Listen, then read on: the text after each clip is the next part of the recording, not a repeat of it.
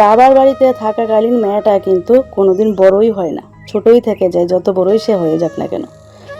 কোনো কিছুই করতে হয় না, কোনো কাজকর্মও করতে হয় না, সারাদিন খাওয়া আর ঘুম ছাড়া কোনো কাজ নেই। তারপরেও কোনো দিন ভালোবাসার কমতি হয় না, আর প্রশংসারও কমতি হয় না, আর সে কোনোদিন বড়ই হয় না, ছোটই থেকে যায়।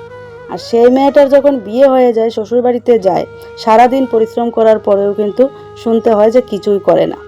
তো বাপের বাড়ি আর শ্বশুর বাড়ি কথাটা একটু অন্যরকম না? কেউ যদি বিয়ের জন্য মেয়ে দেখতে যায় মেয়ের বাড়িতে, কমন ডায়লগ কিন্তু অনেকেই দেয় মেয়ের বাবার সঙ্গে, যে তোমার মেয়েকে আমার খুব পছন্দ হয়েছে, আমার হাতে তুলে দাও, একদমই রানী করে রাখবো।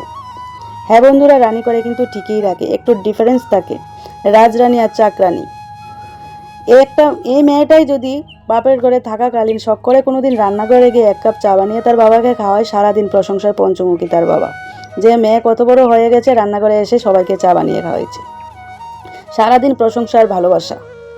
আর এই মেয়েটা সারাদিন শ্বশুরবাড়িতে সারাদিন 24 ঘন্টা কাজ করার পরেও শুনে কিছুই করে না, প্রশংসা করার মতো তার জন্য কেউ নেই শ্বশুরবাড়িতে, কারণ ওইটা হচ্ছে শ্বশুরবাড়ি আর ওইটা হচ্ছে বাবার বাড়ি। যাই হোক বন্ধুরা, কথাগুলো মনে আসছে তাই বললাম, কেউ কিছু অন্যভাবে নিও না। তো আমি সকাল সকাল চলে আসছি আজকে তোমাদের মাঝে একটা ব্লগ ভিডিও নিয়ে। তো অন্যদিনও ভাবি যে, মাঝে মাঝে ভাবি যে আজকে একটা ব্লগ ভিডিও দিব, কিন্তু দেওয়া হয় না, ক্যামেরা ধরার লোক নেই বলে। তো আজকে আমার ছেলে ঘুম থেকে সকাল সকাল উঠে গেছে আর টিউশনে নেই। তো ওকে বললাম যে আমার মোবাইলটা ধরে দিয়ে একটা ভিডিও করবো, প্রথম না বলছিল, তারপরে আবার দিল।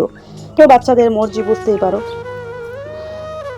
তো আমি সকালবেলা কাজ শুরু করে দিয়েছি, অনেক কাজ কিন্তু অনেক আগেই হয়ে গেছে। এখন আমি রান্নাঘরে আসছি, তারপরে কিন্তু মোবাইলটা স্টার্ট করছি। এখন কিন্তু অনেকেই বলবে যে তুমি সকাল সকাল কাজের কথা বলছো, এখন তো দেখা যাচ্ছে দুপুর হয়ে গেছে। আসলে না বন্ধুরা, দুপুর হয়নি, সকালেই আছে। আমাদের বাড়িটা পূর্ব দিকে ঘোরানো আছে, পূর্বমুখী করা, তার জন্য সূর্য ওঠার সাথে সাথে সূর্যের আলোটা কিন্তু বাড়িতে আসে, মনে হচ্ছে দুপুর হয়ে গেছে। আর এই সোনালি সূর্যের আলোয় রোদ, মানে সোনালি রোদের তাপটা কিন্তু গায়ে লাগাও কিন্তু ভালো, সকালের মিষ্টি রোদ, তাই না? তো আমি এখন রোদ তাপাচ্ছি আর কাজ করছি। এই রোদটা যদি শীতকালে হয় তাহলে বেশ ভালোই লাগে, তাই না? আর এখন যেহেতু গরমকাল, তার জন্য একটু কষ্ট হচ্ছে, পরিশ্রম হচ্ছে, গরম লাগছে, কিছু করার নেই। তো তাও ভালো লাগছে, সকালবেলা কাজ করছি, নিজের কাজ নিজে করছি। এখন তোমরা অনেকেই বলতে পারো যে তুমি এই রকম কাজ করছো, তুমি কি চাকরানি? আসলেই না, নিজের কাজ নিজে করছি, চাকরানি আর রাজরানির কোনো কথা নেই। কথাগুলো মনে আসছিল তাই বলছি। অনেকের সাথেই কিন্তু হয় এরকমটা, যে প্রশংসা তো শুনতেই পায় না, আরও উল্টাপাল্টা কথা শুনতে হয়, তাই না?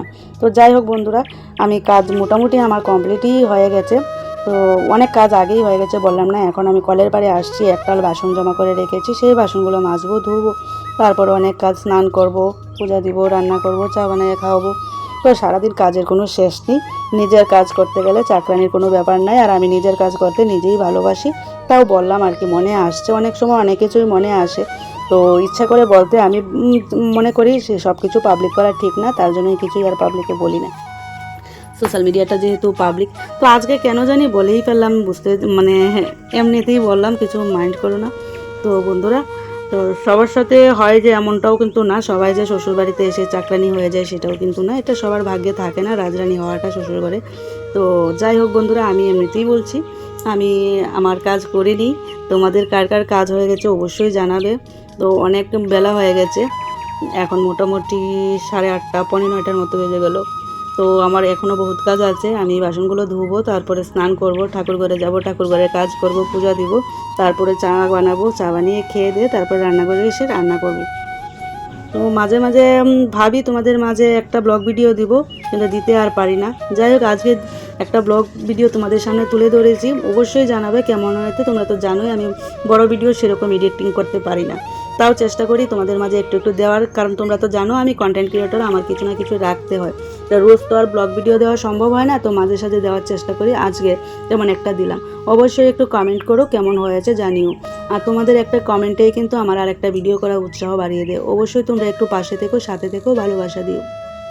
আর যারা এখানে কাজ করো তারা অবশ্যই একটু কমেন্ট রেখো, আর একটা লাইক করে শেয়ার করে পাশে থেকো। তোমরা একটা কমেন্ট করলে কিন্তু তোমাদের পরিবারে আমিও যেতে পারবো। ভালোবাসা রইলো তোমাদের সকলের জন্য, টাটা।